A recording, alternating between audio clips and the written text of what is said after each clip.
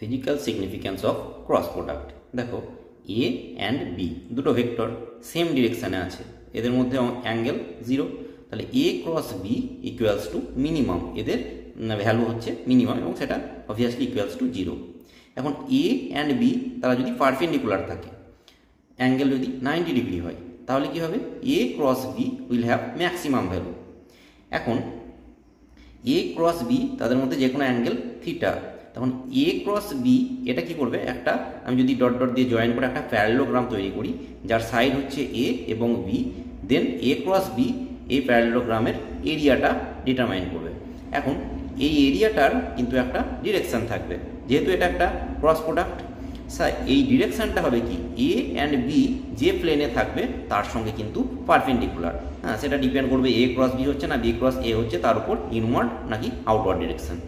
এটাই হচ্ছে ক্রস প্রোডাক্টের ফিজিক্যাল